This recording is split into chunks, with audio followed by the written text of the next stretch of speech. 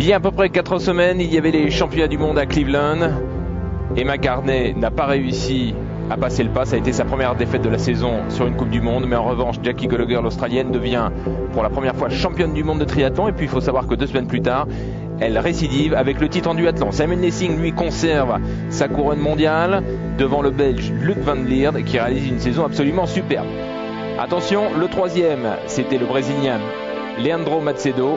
C'est important puisqu'aujourd'hui, on va quitter l'univers un petit peu industriel de Cleveland pour une petite province, un petit village plutôt d'une grande province brésilienne à Bahia, avec une population qui est très spectaculaire puisqu'ils sont des dizaines et des dizaines de milliers de supporters tout autour pour soutenir leur héros. Les Australiens ne sont pas sur le tour en ce moment puisqu'ils préparent leur saison, mais attention aux Brésiliens Macedo et Manzan. Très très chaud sur ce tracé. Carole Montgomery chez les femmes va essayer de réduire l'écart qui la sépare avec Emma Carney. C'est l'ultime étape sur le continent sud-américain avant d'aller vers les tropiques sur cette Coupe du Monde de l'ITU que l'on vous propose aujourd'hui, avant Auckland, avant Sydney. Et puis dans quelques instants, on vous l'annoncera juste après les génériques, nous avons le plaisir d'accueillir un invité surprise. C'est dans quelques instants après le titre.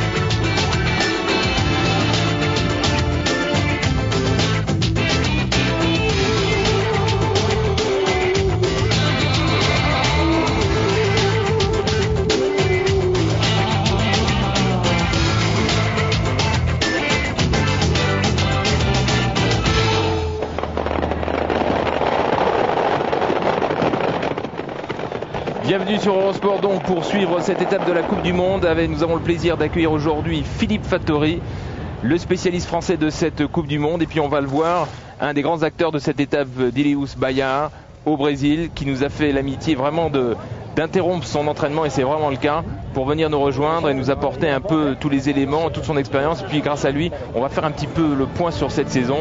Philippe, bonjour. Bonjour. Bon, on a une étape là que tu connais bien, c'est le Brésil. Il fait très très chaud, les conditions déjà en quelques mots. Bien, déjà, les premières impressions, c'est le public qui est vraiment affolant. Je crois qu'il y a une ambiance extraordinaire au Brésil et on vit ça rarement tout au long du circuit.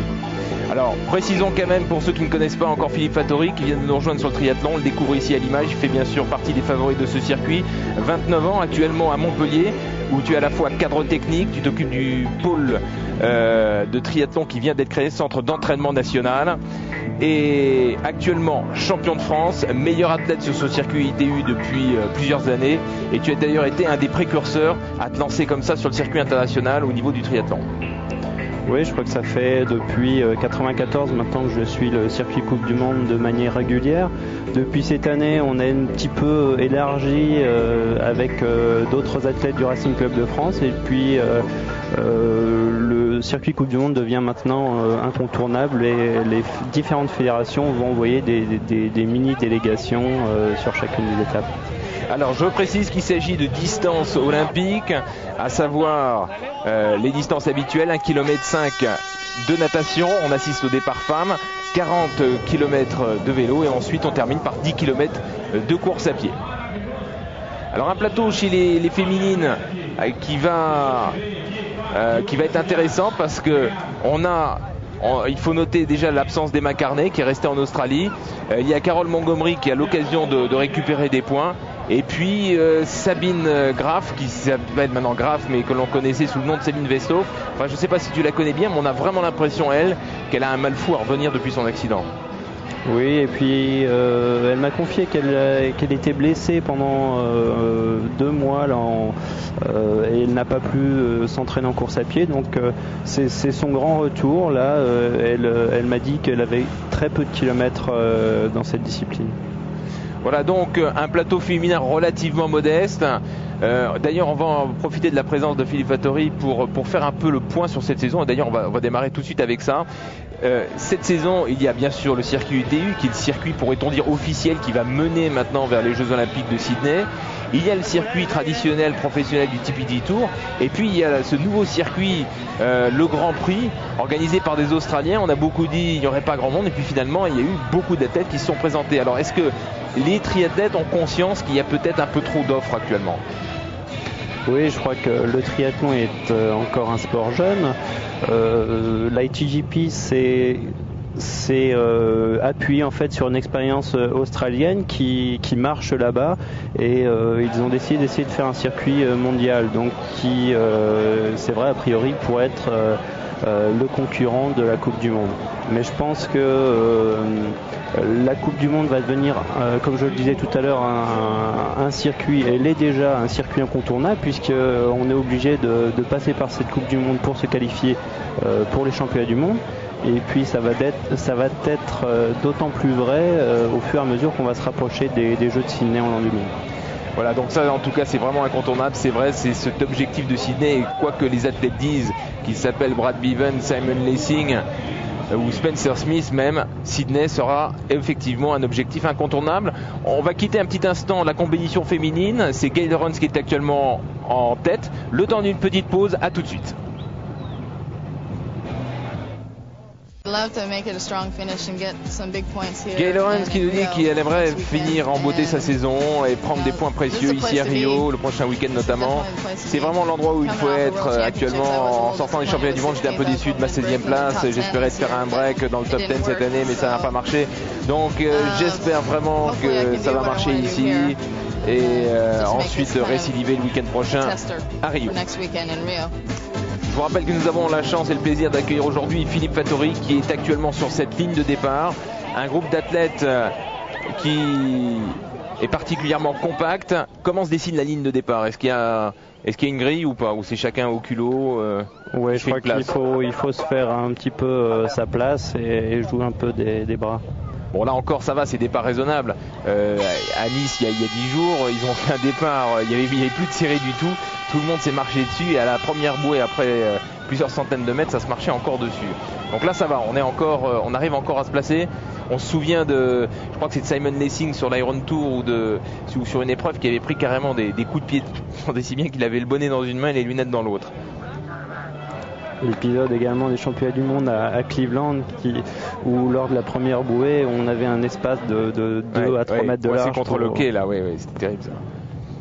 Bon, là pas une surprise, en préparant l'émission, tu nous as dit Yailin Goulet, c'est vraiment un très très bon nageur. On s'en souvient, on l'avait repéré déjà l'année dernière sur l'épreuve japonaise, il était dans le coin, et là déjà il file d'entrée. C'est important de tout de suite se dégager. Oui, c'est important d'être bien placé, parce que on l'avait vu également à Cancun, où il sort dans les battements de Benjamin Sanson, qui détient, rappelons-le, encore la meilleure perf française sur 1500 mètres en petit bain. Donc c'est vraiment un très bon nageur, et ça lui permet de voir venir et de gérer la partie vélo, en tout cas d'être dès le début dans le paquet de tête. D'ailleurs on a pu remarquer, les spécialistes apprécieront la manière dont le buste sort pratiquement un peu comme un hors-bord par rapport aux autres qui ont le buste beaucoup plus enfoncé dans l'eau. Lui il a vraiment une pénétration dans l'eau qui a l'air superbe, hein. Et en plus, on se rend compte qu'il contrôle vraiment, puisqu'il se retourne pour mesurer l'écart qui le sépare avec ses poursuivants. Surprise, Gail Runs qui sort de l'eau en tête. On attendait plutôt Sabine Westhoff, qui est une très bonne nageuse. C'est vrai qu'elle, les années précédentes, elle faisait vraiment le break en natation. Là, elle est un petit peu rentrée dans le rang. Je pense que elle a aussi intégré la tactique des courses avec drafting et avec peloton autorisé. Alors ça, revenons-y, c'est vraiment un point intéressant. On s'est aperçu, donc je rappelle que sur l'ITU, le drafting est autorisé, à savoir on peut fonctionner comme dans un peloton cycliste et prendre chacun des relais. Et on s'est aperçu que les filles, par contre, autant les garçons arrivaient à peu près à s'organiser, que les filles avaient beaucoup de mal à travailler ensemble. Alors ça vient, je pense, d'un manque d'habitude, et je pense que ça va évoluer avec les années. Peut-être que les garçons ont un peu plus l'habitude de s'entraîner avec des cyclistes purs, et donc sont plus habitués à ce type d'exercice. Là, actuellement, c'est donc toujours Hayden Woolley qui est en tête, avec une deuxième place pour Mersloff, qui est lui également un très très bon nageur. Toi, actuellement, tu te situes à peu près à quelle place ? Là, je suis en fait en queue du paquet de poursuivants. Oui. Et je fais un petit peu le drapeau, parce que ça va un peu vite pour moi. Mais là encore, c'est important, même en natation, d'être derrière, je veux dire, de pouvoir se protéger, de profiter un peu de cet effet, ou c'est moins sensible ? Non, c'est aussi très important. Il y a une position stratégique. La meilleure serait de se mettre à hauteur du maillot de bain d'un autre concurrent pour bénéficier de la vague. Là, on est à mi-parcours avec cet effet, cette mode, pourrait-on dire, qui avait été lancée par l'ITU, qui est de sortir de manière à ce que les spectateurs puissent faire le point visuellement sur qui est en tête, ensuite de se replonger dans le grand bain. Est-ce qu'on a beaucoup dit en commentant avec les consultants que ça cassait le rythme, le problème de sang qui part des épaules, qui revient dans les jambes, etc. Est-ce que toi, tu as du mal à gérer également ce moment de la course ? Oui, parce qu'en plus je suis plutôt un nageur de jambes, donc c'est vrai que ce changement de position verticale à horizontale fait qu'il y a un afflux sanguin vers les membres inférieurs, et lors de la reprise de nage, c'est vrai que c'est assez dur à gérer, et il faut s'entraîner pour ce type de transition. Ça veut dire qu'au niveau de l'entraînement, c'est des choses que tu dois intégrer au milieu de ton entraînement en natation. Est-ce que tu t'amuses par moment à sortir, à courir un petit peu et à te remettre au lac, ou... On peut faire ce type d'exercice, on peut intégrer effectivement dans des séries de sprint par exemple, avec des retours marchés ou des retours courus par exemple, mais ça peut se faire aussi en intégrant des séries de jambes en natation. D'accord. À propos de natation, ta dose hebdomadaire actuellement en plein milieu du circuit. Je rappelle que la prochaine étape est le 13 octobre à Auckland, donc c'est vraiment très bientôt. Ensuite, il y a Sydney. Est-ce qu'en plein milieu de la saison, ou plutôt sur la fin de la saison, tu nages encore beaucoup ? C'est de quel ordre tes doses d'entraînement ? Sur la fin de saison, là, ça a considérablement baissé parce que la fatigue se fait sentir. On va écouter Hayden Woolley le temps que tu nous répondes ensuite.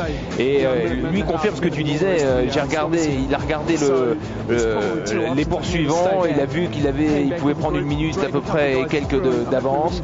Et il a essayé de garder tout le monde en recul, de manière à ce que personne ne vienne d'en revenir. Mais jusqu'à la première bouée, il faut vraiment surveiller ce qui se passe derrière et pour pouvoir bien contrôler la course. Donc c'est vraiment confirmation de ce que disait Philippe Fattori. Pour ceux qui viennent de nous rejoindre, je vous rappelle que notre invité aujourd'hui est Philippe Fattori, et on parlait justement des doses d'entraînement actuellement. Donc tu disais de quel ordre ? Je disais que donc en période hivernale, ça va de 20 à 25 km hebdomadaires, et puis en ce moment c'est plus entre 10 et 15, parce que voire carrément 10 lorsque je suis entre 2 déplacements et entre 2 voyages en avion. Voilà, la sortie de l'eau maintenant chez les filles. Gail Lawrence en tête. Pour venir sur les distances, ça reste quand même des distances conséquentes. Ça se fractionne par bout de combien pour arriver à ce total ?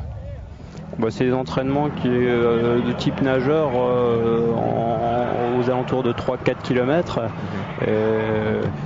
Mais je crois qu'il ne faut pas essayer de trop en faire lorsqu'on a des courses tous les 2 week-ends, un petit peu. Et puis qu'il faut savoir gérer aussi les décalages horaires et puis la fatigue des voyages. Et c'est important.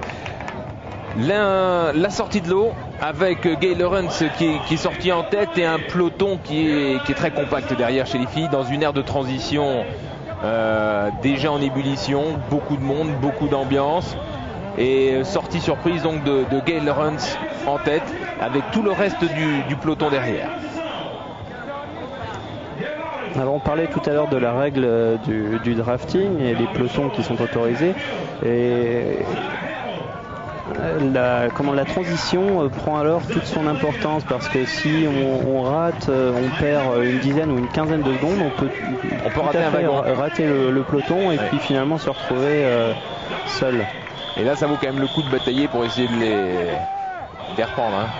Oui, bien sûr, parce que après l'énergie utilisée à essayer de revenir sur un groupe lorsqu'on est tout seul, c'est énorme. Bon, là on a vu également Carole Montgomery avec un écart qui n'est vraiment pas significatif, 10 secondes à peine derrière Gail Lawrence. Il y a donc un tour de circuit très très spectaculaire. Il n'y a qu'à voir le monde qu'il y a autour. Il y a 8 tours, hein, c'est ça à boucler. C'est ça. On va suivre la fin de la natation des garçons. On va avoir l'occasion bien sûr de revenir sur l'épreuve de vélo. Je rappelle qu'il comporte 40 km donc en 8 tours. Et là donc on a Hayden Woolley, le nageur néo-zélandais, qui est très très facilement en tête, qui a creusé là vraiment un trou significatif. Toi tu arrives à voir ce qui se passe quand même en tête? Tu surveilles de temps en temps ce qui se passe ou... Non, là je suis plutôt dans le groupe, dans la masse, et j'essaye de suivre. Je lève la tête bien sûr pour mesurer l'écart qu'il peut y avoir avec la tête, mais Hayden Woolley par exemple je ne le voyais pas. On passe un peu du coq à l'âne. Gail Lawrence sur le vélo, c'est une bonne cycliste. On se souvient que l'année dernière, sur un plateau qui était également relativement réduit, elle avait pu faire la différence. Effectivement, elle a gagné ici l'année dernière. Et c'est une spécialiste de l'enchaînement natation-vélo. Bon, lui, le Kiwi, il a quand même pris 56 secondes. C'est pas énorme en soi. On s'en souvient de sa prestation au Japon où il avait un petit peu craqué après. Là, il semblerait que selon tes informations, c'est un garçon qui a bien progressé, hein. Il a beaucoup progressé en vélo, il lui reste encore à progresser à pied. Et là, sa stratégie va être de faire le premier et le deuxième tour un petit peu en dedans, en voyant ce qui se passe derrière, pour savoir s'il doit attendre ou s'il peut essayer de partir tout seul jusqu'à la fin. Mais il a tout intérêt à attendre un groupe de cyclistes qui va pouvoir l'aider. Alors derrière, il y a 2 Russes, c'est assez rare, mais il y a Merslov et puis surtout Dimitri Gag, que l'on n'avait pas revu depuis les Bermudes, étape où il avait remporté d'ailleurs la victoire. Dimitri Gag qui est pour la première année sur le circuit mondial et qui a brillé pendant plusieurs années sur le circuit européen. Alors n'oublions pas Ralf Egert, toujours dangereux, un Allemand lorsqu'il est en tête, et puis bien sûr les Brésiliens à surveiller, puisque là le public va se mettre en ébullition lorsqu'ils vont commencer à tourner. Gail Lawrence, c'est elle pour le moment qui donne la cadence et elle s'est détachée. Visiblement ça ne bosse pas ensemble. Les 2 Russes ici qui rentrent dans le parc de transition. Une transition qui était à pied relativement longue et c'est pourquoi les athlètes avaient pris l'option de mettre leur maillot dans le maillot de bain pour s'habiller lors de ce passage de la natation au vélo. C'est toujours du temps de gagner. Pour certains, la majeure partie maintenant, les chaussures sont déjà sur les cale-pieds. Oui, parce que ça permet justement si on est à la limite et juste derrière un groupe, de pouvoir pédaler et rentrer au dernier moment en gardant les pieds sur les chaussures, et puis finalement quand on est sûr d'avoir intégré le groupe, seulement à ce moment-là mettre ses chaussures de vélo. Donc là on voit un gros groupe qui se lance à la poursuite du Néo-Zélandais. Toi à ce moment-là tu te situes à quel niveau? On a aperçu, je crois, c'est Samuel Pierre-Clos là qui est passé derrière, non? Oui, il y avait 2 autres Racingman effectivement dans cette course, Samuel Pierre-Clos et Jean-Sébastien Lebas. Nicole Andronicus qui nous dit que c'était un peu spécial cette année. Je n'ai commencé le triathlon qu'en mars et vous savez qu'en Australie, au niveau de l'équipe australienne, ça a été spécial dur. Donc là ici, je me fais particulièrement plaisir et cela fait 7 ans que je fais du pentathlon et j'ai décidé de passer un peu au triathlon parce que c'est devenu une discipline olympique. Je crois que c'est le choix de beaucoup d'athlètes, Philippe, qui lorsqu'ils se sont aperçus qu'il y avait une sanctification, pourrait-on dire, olympienne, se sont dit bon, il y a peut-être une occasion à saisir. Bien sûr, puis on le voit aussi au niveau des différents pays qui investissent beaucoup dans le triathlon parce que c'est maintenant une discipline olympique. Et tu penses à qui par exemple en particulier? Je pense à des pays comme Cuba par exemple, oui, où on voyait très peu d'athlètes jusqu'à maintenant, et puis les pays de l'Est également où les Russes on les voyait rarement à l'extérieur de l'Europe. Donc ça effectivement c'est intéressant. Bon, en ce qui concerne la course fille, rien de bien passionnant. Gail Lawrence est toute seule devant. En ce qui concerne Woolley, comme tu l'avais dit, il a fait son premier tour tout seul avec un un circuit qui est quand même spectaculaire. Là on n'entend pas bien, mais j'imagine qu'il doit y avoir un vacarme absolument ahurissant, non? Oui, c'était assez fabuleux et même parfois dangereux parce que il y a toujours une ambiance de fête et finalement le public est parfois pas très attentionné et peut traverser à n'importe quel moment. Donc sur le vélo, il fallait être très vigilant. Bon, on va dans quelques instants t'entendre à propos de ton début de saison, de ta blessure sur laquelle on reviendra beaucoup plus en détail juste après te voir passer ici. Et donc la télé a enregistré une interview. Donc tu dis en substance que tu as eu une très mauvaise saison parce qu'il est blessé pendant l'hiver, mais depuis le mois d'août ça revient bien. J'ai été champion de France, 5e au championnat du monde, donc je pense que en ce qui me concerne ça va de mieux en mieux et je suis particulièrement confiant pour cette course. Des progrès, on en met bien. Alors qu'en est-il d'ailleurs de cette blessure? C'était quoi? C'était le tendon d'Achille? Le tendon d'Achille, oui, qui depuis d'ailleurs les championnats du monde de l'année précédente à Cancun avait commencé à m'inquiéter sérieusement. Et puis suite à Cancun, j'ai été obligé de m'arrêter pendant 4 à 5 mois, plus de course à pied du tout, et j'ai passé mon hiver à aller voir les kinés, les médecins. Et bon, j'espère que le problème est définitivement résolu, mais je m'aperçois en fait que lorsque j'arrive dans des pays comme ça chauds et humides, mes tendons sont toujours, j'ai un terrain favorable et mes tendons d'Achille sont fragiles. Donc à surveiller, mais disons que ça ne t'a pas empêché de devenir champion de France. C'était un titre qui te manquait d'ailleurs. C'est un titre que effectivement il me manquait parce que depuis plusieurs années je suis sur le circuit un petit peu international et mon calendrier ne me permettait pas à chaque année d'y participer. Donc la dernière fois que j'avais participé c'était en 93 où j'avais fait vice-champion de France. Et effectivement, c'était un de mes objectifs cette année avec le championnat du monde et puis une victoire sur une Coupe du Monde. Qu'est-ce qui se passe là en ce moment sur le vélo? Alors justement, je rappelais tout à l'heure l'importance de la transition avec la règle du drafting. Et effectivement, on a été 2 Français, Jean-Sébastien Lebas et moi-même, à se faire piéger. Et finalement, on se retrouve tous les deux à être obligés de travailler, de collaborer tous les deux pour essayer de rentrer sur le groupe de tête. Donc on travaille pour essayer de revenir sur Woolley et on voit que le Néo-Zélandais va se faire attraper dans peu de temps à la fin de ce deuxième tour.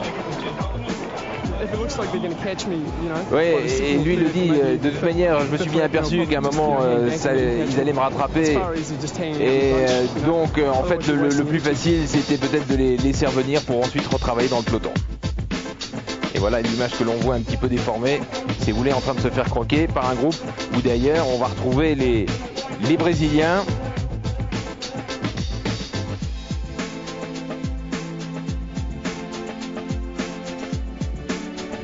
Et juste après ce petit clip, on attaque directement au 5e tour avec le groupe de tête où là il y a eu un sacré regroupement. Et là on va enchaîner tout de suite également avec les filles. Où là aussi ça s'est sérieusement regroupé. Harrow est en tête, Andronicus est 2e. Et Gale est bien redescendu un petit peu avec, on voit ici Carole Montgomery. Qui profite également de l'effet de peloton. C'est vrai qu'on peut s'apercevoir que les filles sont beaucoup moins proches les unes des autres que les hommes.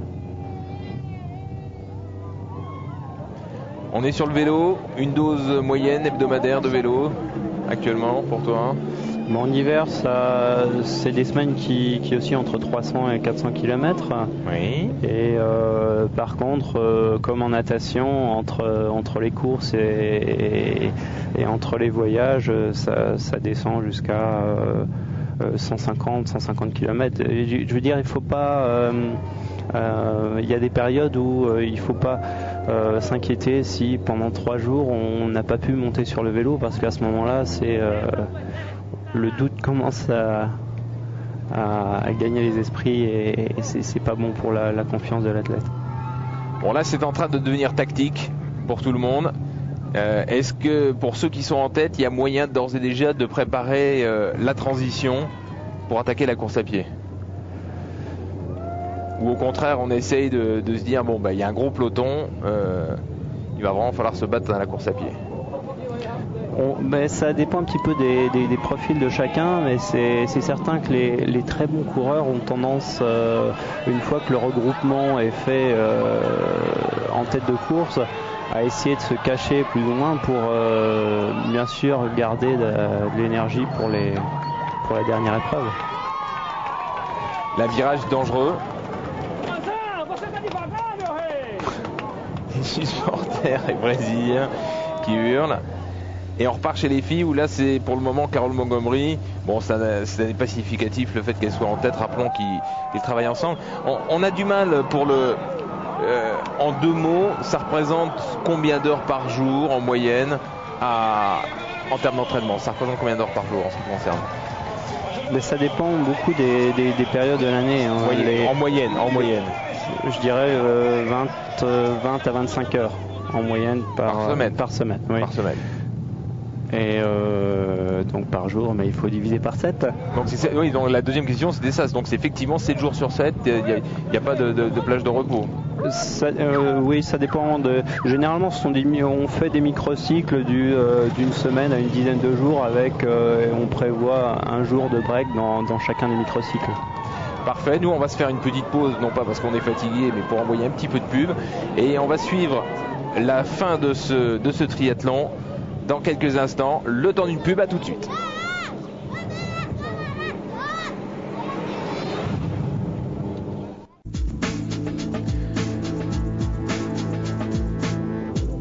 Nous reprenons donc cette étape ITU, l'épreuve de Bahia en compagnie de Philippe Fattori. Philippe Fattori, là à ce moment-là, tu es revenu dans le peloton. Mais bien qu'on repasse directement chez les femmes, c'est vrai qu'on a tendance, là, les Anglais qui ont effectué ce reportage ont tendance à passer très vite de l'un à l'autre. Donc on va s'adapter. Là chez les filles, on a vu les Néo-Zélandaises, et chez les garçons, voilà. Donc là le peloton en fait c'est carrément regroupé, un regroupement général. Oui, on voit là que ça temporise un petit peu. Personne ne veut vraiment faire l'effort. Et ça, à la limite, ça va faire l'affaire à la fois des Brésiliens et également, c'est pas mal pour toi parce que ton point fort, ça reste la course à pied. Oui, et puis à ce moment-là de la course, je suis toujours en chasse derrière avec mon collègue du Racing, Jean-Sébastien Lebas. Sabine Westhoff qui est un petit peu à la peine, qui n'arrive pas à faire la différence. Elle n'a pas pu le faire. On a eu l'explication tout à l'heure. Et puis là, la chute, on ne l'a pas vue, mais la chute d'Eleandro Macedo qui a vraisemblablement plongé le public dans une profonde tristesse parce qu'on sait comment ils sont. Mais ça n'a pas l'air trop méchant. Je pense à un petit problème de poignet, non? Oui, il s'est cassé un os de la main. Et c'est vrai que c'est avec Alex Manzan sont les deux stars brésiliennes du triathlon. Et quand on dit star, c'est vraiment quelque chose. Enfin, nous, vu d'ici, chaque fois que l'on commande cette épreuve, chaque année, c'est le délire. Oui, c'est assez incroyable parce qu'on ne peut pas faire, même nous, en tant qu'athlète, on voit ici d'ailleurs à l'écran Alex Manzan. D'ailleurs, ces deux athlètes ont un petit peu le même profil. Oui. Et sont tous les deux de très très grands coureurs à pied. Ah oui, on a vu notamment les épreuves au Japon où ils ont étouffé tout le monde. Hein. La fin du vélo en ce qui concerne les filles, avec Gay Lawrence qui a repris un peu le commandement, avec à ses trousses la Canadienne Carole Montgomery. Je rappelle qu'il y a 40 km à effectuer. On est sur la fin de ces 40 km dans le 8e tour. Et l'Américaine qui là entend montrer à Carole Montgomery qu'elle joue. Chez les garçons, un Argentin, Victor Clivio, qui lui pour le moment est en tête. Mais là encore, ce qui est important, c'est de voir comment ça s'est passé derrière. Donc à l'arrivée du 8e tour, où tu te situes? Là, donc on a effectué la jonction à peu près au début du 7e tour, donc il en restait 2. Et là, l'Argentin essaye de faire le break justement avec un autre concurrent, mais le parcours étant complètement plat, c'est très difficile, d'autant qu'il y avait toute une portion avec le vent de face. Et c'est certain qu'en peloton, on est quand même beaucoup plus avantagé qu'un ou deux athlètes isolés.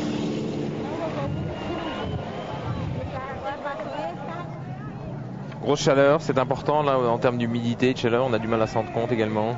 Oui, il faisait aux alentours de 30 degrés et un degré d'humidité important, mais compensé par le fait que c'était venté, donc c'était quand même assez supportable.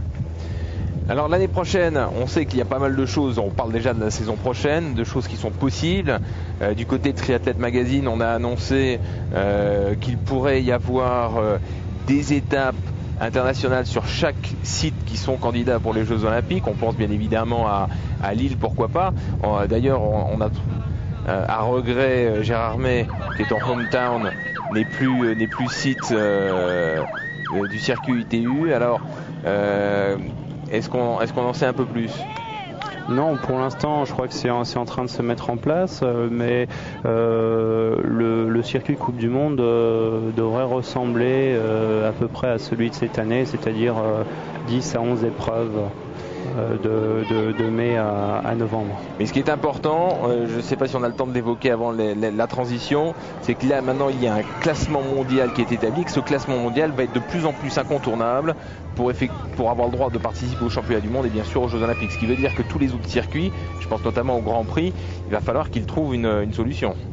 Oui, avec notamment des dates qui ne seront pas concurrentes, parce que effectivement ce classement mondial est un classement permanent à l'image du classement UCI en vélo. Quelques mots sur Jean-Bastien Lebas.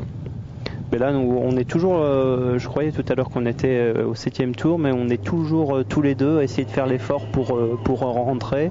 Donc sur 8 tours, on aura passé 6 tours à travailler beaucoup plus que le groupe de tête finalement. Donc là, d'où l'importance de ne pas se retrouver seul en tant que Français et encore a fortiori membre du même club dans une course à aide. Transition, on passe maintenant, je t'ai coupé, mais là c'est quand même important. C'est sans doute une des transitions les plus importantes, aussi bien chez les hommes que pour chez les femmes. Là, l'organisation, la manière dont tu as posé les chaussettes et les chaussures, c'est primordial, non, presque? Oui, parfois c'est effectivement déterminant.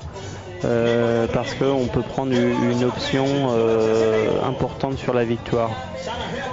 Ça a l'air dérisoire comme ça, mais lorsque l'on voit la vitesse à laquelle ils ont enchaîné, c'est important, surtout quand on connaît le talent d'une fille comme Carole Montgomery, qui là, sortant pratiquement avec l'ensemble des autres filles, quand on connaît son talent sur la piste, elle a pratiquement course gagnée.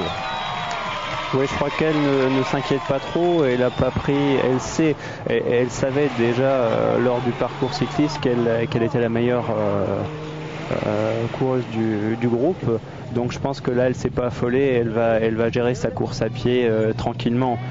Il faut pas oublier qu'elle a été sélectionnée en équipe de Canada pour les Jeux du Commonwealth. Et elle a tenté sa chance pour les Jeux sur 10 000. Effectivement. Et ça n'a pas été trop concluant. Non, parce que c'est vrai qu'elle a quand même une meilleure perf aux alentours de 32 minutes sur 10 000. Et je crois que pour la qualif au jeu, elle n'avait pas réussi mieux que 34 minutes. On enchaîne tout de suite sur la transition des garçons où ça va très très vite. Et c'est Jean-Bastien Lebas qui sort en tête de la transition. Il a réussi un bon coup là. On te voit juste derrière le Brésilien. J'ai fait une bonne transition aussi, donc je suis dans la foulée d'Alex Manzan. Je crois que c'est l'homme à suivre et à surveiller.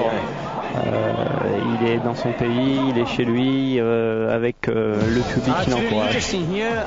Alors Alexandre Manzon qui nous dit ce qui est intéressant ici, c'est que tout le monde nous soutient, tout le monde nous connaît. Je crois que c'est vraiment quelque chose de très spécial et que ça nous aide beaucoup. On va voir ce qu'on va pouvoir faire et si on peut rendre ces gens heureux. C'est incroyable, la foule, le public, tout le monde soutient les athlètes et c'est vraiment une course fabuleuse d'être ici. C'est sans doute la plus grande course pour les spectateurs au monde. Je n'ai vu aucune course comme ça ailleurs.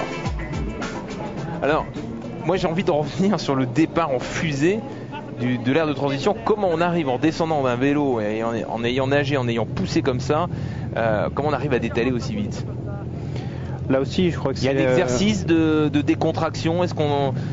Parce que les jambes quand on descend d'un vélo, c'est plutôt lourd au niveau des cuisses. Oui, mais là aussi c'est une question d'entraînement. Je crois que de plus en plus on intègre du travail de transition à l'entraînement avec des enchaînements vélo, course à pied, voire des multi-enchaînements. Et c'est vrai qu'en plus, lorsqu'on arrive en milieu de saison comme ça et qu'on court régulièrement, il n'y a pas de problème. Notre musculature est adaptée à ce type d'exercice. On revient à l'image sur ce qui passe en course. Carol Montgomery est devant et on a une fusée qui passe.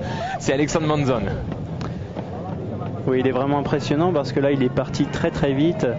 Et je crois que moi là j'ai fait l'erreur de vouloir essayer de suivre Alex Manzan et Ralph Egert qui avec le polo rouge là. Oui, qui sont à mon avis partis un peu trop vite, en tout cas trop vite pour moi. Je crois que si on écoute un petit peu les études physiologiques qui sont faites, c'est vrai qu'on dit les 800 premiers mètres faits trop rapidement sont finalement préjudiciables à une bonne performance d'ensemble.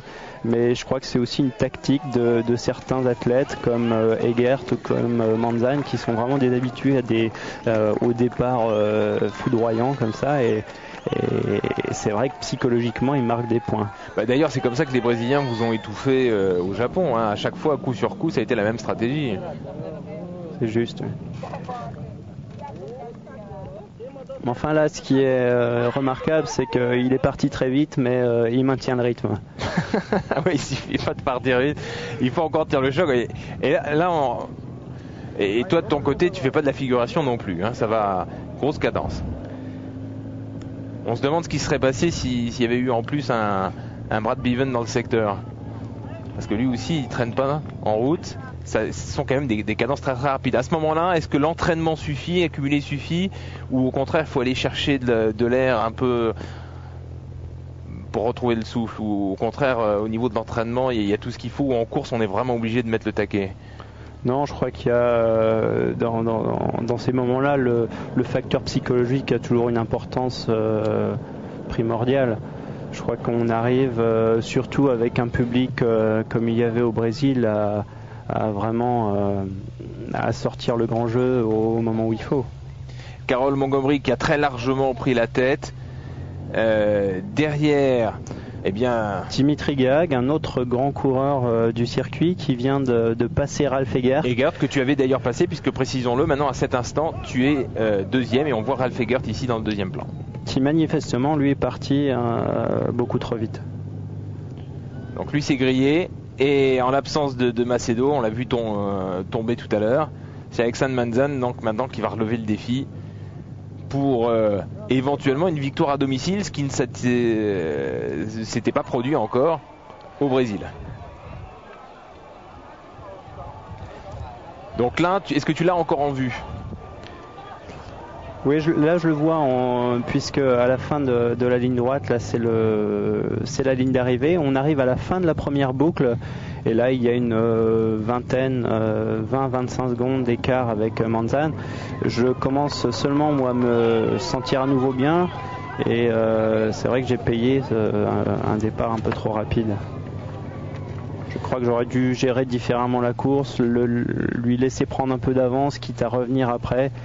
Mais on refait pas avec Dessy, on gagnerait des Coupes du Monde justement, tu l'as fait le week-end suivant, je crois qu'on peut en parler. Tu vas filer là sur la Nouvelle-Zélande très vite, tu ne seras pas là la semaine prochaine pour nous parler de Rio où tu as gagné, donc ça veut dire que la leçon a payé cette fois-ci? Oui, exactement, c'est vrai que c'était juste la semaine qui suivait avec un plateau sensiblement identique et j'ai retenu les leçons de la semaine qui précédait. J'ai géré ma course à pied un peu différemment et c'est vrai que ça a payé. J'ai pu attaquer au dernier moment et finalement battre Alex Manzan sur son propre terrain à Rio avec une arrivée entre Ipanema et Copacabana. C'était vraiment un grand moment, un excellent souvenir. Bon, avant de passer à la victoire, on va passer d'abord à un podium éventuel ici. Et dans cette position de second, c'est la première fois où tu te retrouves dans cette situation dans une Coupe du Monde. Est-ce qu'il y a une pression supplémentaire qui s'installe ou au contraire tu as confiance et ça marche à fond? Est-ce que ça travaille dans la tête là un peu? Non, je crois que c'est surtout très motivant. On se dit que c'est l'occasion qu'il ne faut pas rater et on essaye de tout mettre en œuvre pour réussir. On voit donc Alexandre Manzan en route pour une nouvelle victoire chez les filles. Ensuite, Carole Montgomery a pratiquement pris un tour. Je crois que c'est le cas. On reconnaît l'Allemand Stefan Vukovic avec son crâne peu protégé d'ailleurs avec le temps qu'il fait au Brésil, c'est risqué. Et il faut boire beaucoup, hein. On vous voit sans arrêt avec des bouteilles ou des verres. Ça c'est indispensable. Nicole Andronicus, qui vient du pentathlon, donc deuxième. Ça aussi c'est une surprise en l'absence d'Emma Carney et là Gay Lawrence. Là elles se battent pour la deuxième place parce que Carole Montgomery s'est envolée. La gazelle est partie. Et là effectivement c'est... Est-ce qu'on sait pourquoi Emma Carney n'est pas venue, mis à part le fait qu'il y ait le circuit australien qui démarre? Elle a suffisamment de points d'avance pour faire l'impasse sur le Brésil, j'imagine. Je pense que les trois dernières étapes se trouvent en Océanie avec Auckland, Sydney et Noosa pour finir. Elle a dû vouloir se réserver à la fois pour la fin de la Coupe du Monde et puis le début du circuit de la saison australienne puisque eux vont rentrer dans leur été. Donc toi en ce qui te concerne, le 13 octobre c'est Auckland, le 20 octobre Sydney. Ensuite, c'est le repos, enfin? Non, parce qu'il y a une troisième étape 15 jours après. Exact, en Australie. Noosa, oui. Au nord de Brisbane. Qui servira d'ailleurs de finale. Voilà. Et là, je pense que sur ces étapes australiennes, le plateau risque d'être bien musclé puisque les Australiens seront à domicile. Est-ce qu'on peut penser qu'un garçon comme Brad Bevan soit au départ des étapes australiennes? Je sais pas, c'est pas impossible effectivement que des Australiens ou même d'autres athlètes participant à d'autres circuits se présentent sur ces étapes-là. Là, ça commence à chauffer, on voit le Russe qui se rapproche dangereusement. Alors là, on est dans la deuxième boucle, donc à peu près au 6-7e kilomètre. Et je m'étais aperçu que Dimitri Gag revenait sur moi, donc j'ai essayé je savais que de toute façon la première place c'était pour Manzan et j'ai essayé de gérer un peu mon écart avec Gag pour. Ça veut dire quoi gérer concrètement? De temps en temps le tester, accélérer. Ouais, jouer tactique, c'est-à-dire je l'ai laissé rentrer et puis je l'ai laissé mener un peu pour l'attaquer dans les 800 derniers mètres. Et l'image, effectivement, conforte ce que tu viens de dire. On va marquer dans quelques instants une nouvelle pause pour savoir exactement quelle va être l'issue de cette épreuve. Samuel Pierre-Clos bien placé qui fait également. Une excellente place puisque là il est en train de se battre avec Nick Radkevich et Ralph Egert pour approcher le podium. On fait une pause de pub, on est là dans quelques instants, vous restez bien avec nous, à tout de suite.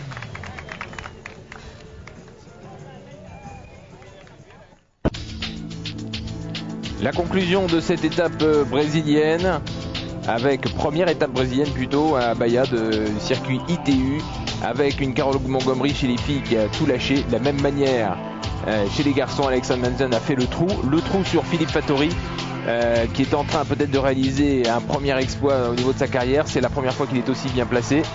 Et Philippe Fattori est en notre compagnie aujourd'hui, avec l'arrivée glorieuse et attendue, pourrait-on dire, d'Alexandre Manzan. C'est Je crois que le public l'attendait et ça ne pouvait presque pas être autrement, non? C'est vrai, l'année dernière déjà, ils étaient arrivés avec Macedo, donc l'autre star brésilienne au sprint. Là, je te coupe parce que ça chauffe également. Derrière, il y a Dimitri Grag qui pousse à fond. Hein. Là, c'est la deuxième place qui est en jeu. Je viens de placer une attaque à 800 mètres de l'arrivée, dans la dernière ligne droite. C'est énorme, 800 mètres. C'est long, mais avec tours de stade. Je crois que ça va payer visiblement. Gag a baissé les bras et je crois que lorsqu'on est aidé par le public comme ça, les 800 mètres finalement passent assez vite. Donc deuxième place, c'est la deuxième fois pour une deuxième place. Oui, déjà en 94, donc à Gérardmer, dans une étape très montagneuse. Avec un duel superbe avec Brad Bevan. Voilà, avec Brad Bevan où finalement ça s'était gagné là aussi dans les 500 derniers mètres. En tout cas, très belle place de Dimitri Gag, prometteuse pour cette troisième place. On peut souligner également, je ne pense pas qu'on le verra à l'image, Samuel Pierclos va terminer 6e. Et on l'aperçoit si justement derrière, c'est Ralph Egert qui fait 4, Nick Radkevich dans l'ordre 5. Et Samuel Pierclos 6, c'est lui également pour lui son meilleur résultat. Oui, je crois qu'il a un profil idéal pour ce type de course. Alors, le commentaire d'Alexander Munson, c'est vraiment un plaisir énorme, dit-il, de gagner ici devant mon public. C'est vraiment un sentiment incroyable de ressentir quelque chose comme ça. Et c'est vraiment de tourner comme ça autour du monde, mais de gagner dans son pays avec des grands rivaux, c'est vraiment superbe. Toi, tu nous dis que tu es particulièrement heureux. Deuxième place, c'est magnifique. Superbe place derrière Alex Munson, qui court ici à domicile avec la foule qui le soutient et tous les Brésiliens derrière lui. Donc c'était particulièrement difficile aujourd'hui et comme pour les championnats du monde, finalement j'étais un peu plus fort que lui sur la course à pied, mais finalement à la fin je suis ravi de cette deuxième place. Carole Montgomery, qui elle n'a pas eu beaucoup d'efforts à fournir, enfin quand je dis d'efforts, d'inquiétude à avoir en ce qui concerne sa victoire. Elle peut terminer un petit peu en roue libre. Avec Nicole Andronicus qui prendra la deuxième place. Et on aura dans une petite minute son commentaire. Donc là sur le classement général de l'ITU avant l'étape brésilienne, ça te permet de remonter à peu près vers la 6e, 7e place. J'étais 9e donc après les championnats du monde et je remonte à la 7e place après l'étape d'Ileus. Alors il faut peut-être préciser que c'est important, chaque fois qu'on gagne on fait vraiment ou deuxième, on ramasse des points. Hein. C'est vrai, 500 points pour la première place, 300 points pour la deuxième et 200 pour la troisième. Après ça décroît assez rapidement, donc c'est vrai qu'on s'aperçoit qu'il vaut mieux gagner 2 étapes plutôt que d'être régulier à la 5e et 6e place tout au long du circuit. Attention quand même à Nicole Andronicus pour une participation, j'irais presque pas en amateur, mais comme ça pour voir, c'est quand même impressionnant. Kay Lawrence qui décidément a du mal cette saison. Elle est contente parce qu'elle aussi va faire des points. Habituée aux places d'honneur. Mais pas trop début de saison hein, quand même. Nicole Andronicus d'ailleurs qui connaît très bien Caroline Delmer qui est aussi pentathlète et qui faisait le circuit mondial du pentathlon ensemble. Carole Montgomery qui dit qu'on est sortis tous ensemble en natation, il a fallu se battre ensuite sur le vélo, on a bossé très très dur et puis je pense que j'ai vraiment pris l'occasion, j'étais à 110%. Mais cette année, bon, il n'y a pas beaucoup de gens qui ont réussi à me battre, donc je savais un peu ce qui se passait au Brésil, j'étais particulièrement excité de venir. J'espère vraiment pouvoir terminer deuxième cette année dans les séries. Je pense que Emma est pratiquement, Emma Carnet donc hors d'atteinte, mais avec Jackie Gologue en l'occurrence, je pense que c'est encore faisable. Donc c'était dur, oui particulièrement dur, mais c'est vraiment très intéressant. J'ai beaucoup souffert avec le vent, mais heureuse. Les résultats chez les garçons, donc deuxième place de Philippe Fattori juste derrière Alexander Munson, Dimitri Gag est troisième, Ralph Egert 4, et puis on le souligne, Samuel Pierclos est 6e.